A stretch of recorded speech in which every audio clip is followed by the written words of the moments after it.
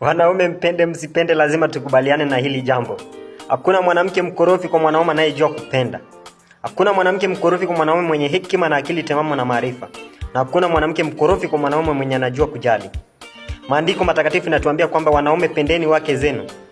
Mke mzuri ukimpenda hawezi kuwa mkorofi.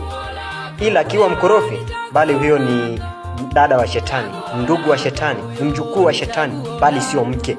Lazima tukubaliane nalo. Na sifa za mwanamke mzuri ambaye ni zawadi kuu kutoka kwa Mwenyezi Mungu ndio hizi. Sifa ya kwanza ya mwanamke mzuri ni mcha Mungu.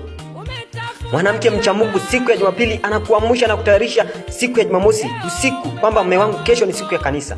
Lazima mjiandae vizuri hiyo siku. Kesho asubuhi anakuamsha asubuhi na mapema na kuandalia maji, nenda kaoge, twende kanisani. Hiyo ndio sifa moja ya mwanamke mzuri. Sifa ya pili ya mwanamke mzuri ni mpambanaji. Ukienda kushoto yeye anaenda kulia. Kama basi ni kwenda wote kushoto, mnaenda kushoto, mnafanya kazi kwa pamoja. Sio kwamba yeye anangoja tu nyumbani kama ng'ombe analetewa. Hapana. Hiyo ndio sifa ya pili ya mwanamke mzuri. Pambanaji. Sifa ya tatu ya mwanamke mwenye nidhamu, anakutia na heshima. Sio kwamba mwanamke ambaye unazungumza pia anazungumza. Hapana. Mwanamke ambaye ukisema kitu yeye kazi yake ni kusikiliza, baada wewe kuzungumza na kujibu in a polite way. Hiyo ndio mwanamke mzuri. Sifa ya nne ni mkweli. Kwa chochote kile ambacho kitamkuta, anakuambia ukweli wake, hawezi kukuficha kitu. Na kwa chochote ambacho anatarajia kufanya ama anapanga kukifanya, atakwambia ukweli wa hilo jambo, hawezi kukuficha. Hiyo ni mwanamke zawadi kuu kutoka kwa Mwenyezi Mungu. Sifa ya tano ya mwanamke ni msikivu. Sio msikivu tu, bali anasikia mumeo peke yake. Sio kwamba yule ambaye anakoropoka pale nje na kusikia watu, kusikia mambo ya watu. Hapana, anasikia mumeo kwa makini sana. Na anazingatia yale ambayo mumeo anampa, anamwambia, anamuelekeza. Hivyo sio leo nimetoka kanisani nimepata mwanamke mwingine na mumewe kwenye boma. Ni kama paka na panya. Hakuna yule ambaye anasikia mwingine. Hakuna yule ambaye anaongoja mwingine amalize amsikie.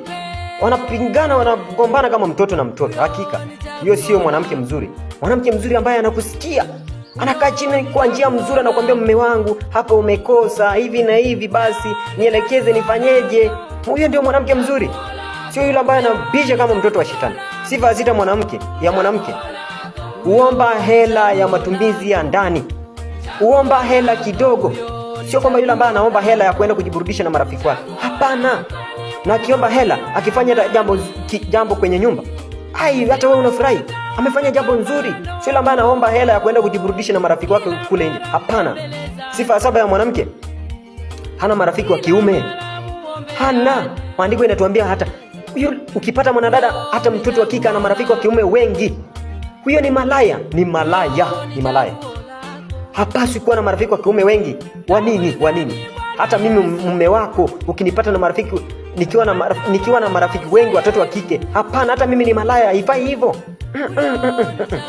Haitakani tutangamane na watoto wa kike wengi. Mimi nikishaoa basi jue tuna wivu wa mapenzi. Lazima uniheshimu na lazima ndoa yangu iheshimu, na lazima awe mimi pekee ndo mume ambaye anaweza kuwa karibu sana na wewe, wa kufanya jambo lolote na wewe.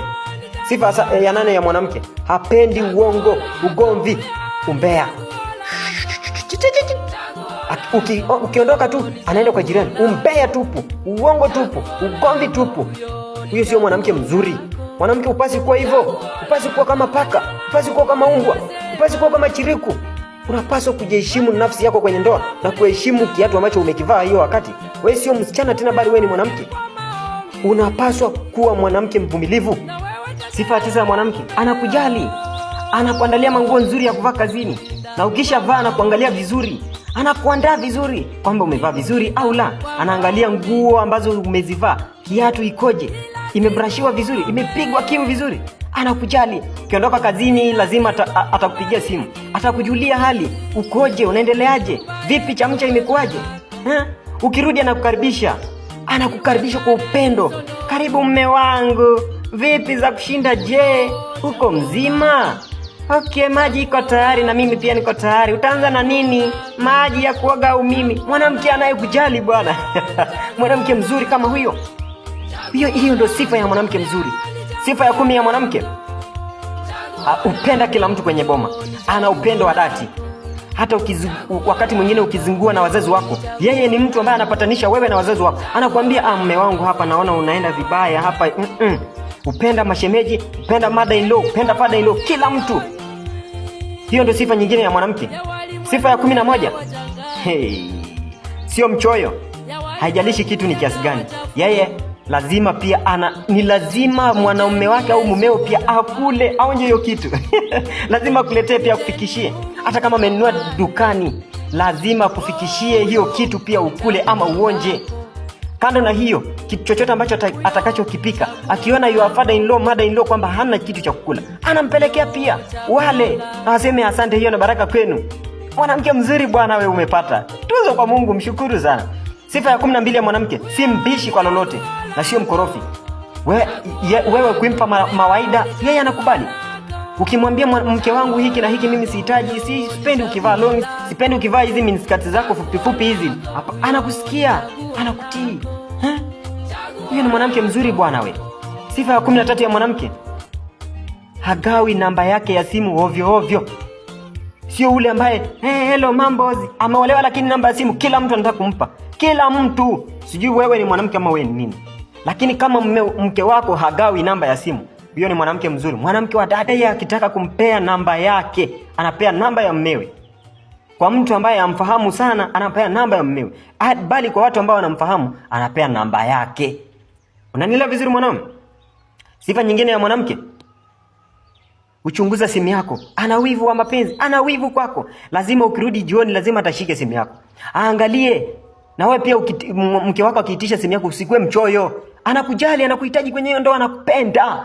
Umpe simu yako angalie, sababu ni mke wako wa ndoa. Mke wako halali anakupenda, unampenda, unamficha nini na wewe?